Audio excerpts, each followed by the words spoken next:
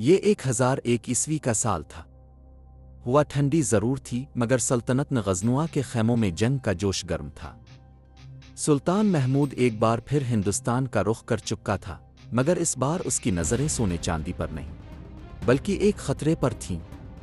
ملتان، ایک ایسا شہر جو اس وقت اسماعیلی فرقے کے ہاتھ میں تھا۔ ملتان کا حکمران تھا ابو الفتح داؤد۔ یہ فرقہ سلطان محمود کے عقیدے اور سیاسی نظام دونوں کے لیے خطرہ تھا۔ محمود کو ڈر تھا کہ اگر ملتان آزاد رہا تو پیچھے سے بغاوت کی راہیں ہموار ہو سکتی تھی۔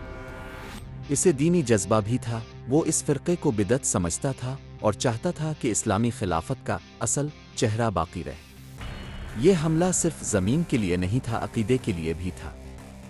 سلطان نے اپنے بہترین سپاہی منتخب کیے جو پہلے حملے میں کامیاب ہو چکے تھے۔ تلواریں تیز کی گئیں، گھوڑوں کو تیار کیا گیا اور نقاروں کی آواز سے پورا میدان گونجنے لگا۔ سلطان نے اپنے خطاب میں کہا، ملتان پر فتح صرف ایک شہر پر قبضہ نہیں ہوگا، یہ ہماری سلطنت کو مضبوط کرنے کی بنیاد ہوگی۔ پھر فوج نعرہ تکبیر کے ساتھ روانہ ہو گئی۔ راستہ بہت لمبا تھا۔ سلطان کو چھوٹی چھوٹی ریاستوں اور قبائلی گروپوں سے گزرنا پڑا۔ کئی جگہوں پر مزاحمت کا سامنا ہوا، لیکن سلطان کی حکمت عملی اور اس کے سپاہیوں کی بہادری نے ہر دشمن کو پیچھے ہٹنے پر مجبور کر دیا۔ کچھ مقامات پر مقامی لوگوں نے مدد کی کیونکہ وہ بھی اسماعیلی حکمرانوں سے تنگ آ چکے تھے۔ آخرکار محمود کی فوج ملتان پہنچ گئی۔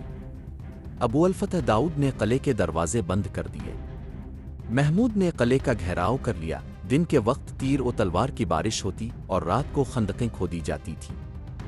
ایک ہفتے میں ہی ملتان کے ذخائر ختم ہونے لگے۔ پانی کی کمی ہو گئی اور شہر کے لوگ بے چین ہو گئے۔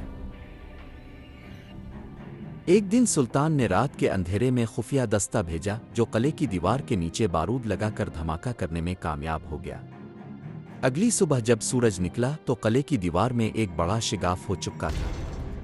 سلطان کی فوج فوراً اندر داخل ہوئی اور ایک خونریز جنگ شروع ہو گئی۔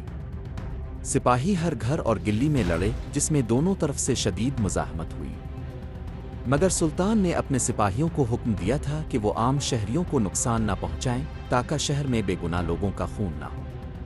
آخرکار ابو الفتح داؤد جو قلعے کا حکمران تھا وہ سلطان کی فوج کے ہاتھوں قید ہو گیا۔ اس کے بعد شہر کا کنٹرول مکمل طور پر سلطان محمود کے قبضے میں آ گیا۔ محمود نے حکم دیا کہ قلعہ گرا دیا جائے تاکہ آئندہ کوئی بغاوت نہ ہو سکے، لیکن شہر کے عام لوگوں کو امان دی گئی، یعنی انہیں نقصان نہیں پہنچایا گیا۔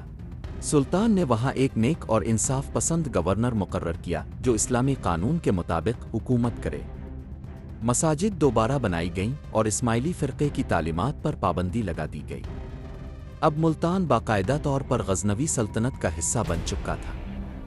یہ ہندوستان میں محمود کی پہلی بڑی کامیابی تھی، جیسے اس نے اپنی پہلی اینٹ رکھ دی ہو۔ اب وہ سمجھ چکا تھا کہ بصغیر پر قابو پانا ممکن ہے۔ اس کا اگلا مقصد تھا تھانیسر، ایک ایسا شہر جہاں دولت بھی تھی اور یہ ہندوؤں کا ایک اہم مذہبی مرکز بھی تھا۔ اگلی قسط میں ہم جانیں گے کہ محمود غزنوی نے تھانیسر پر حملہ کیوں کیا، ہندو راجاؤں نے اس حملے کا کس طرح مقابلہ کیا، اور سلطان نے وہاں کے مندروں کو کیسے نشانہ بنایا۔ چینل کو سبسکرائب کرنا نہ بھولیں اور کمنٹس میں ضرور بتائیں آپ محمود غزنوی کے کس حملے کی کہانی سننا چاہتے ہیں۔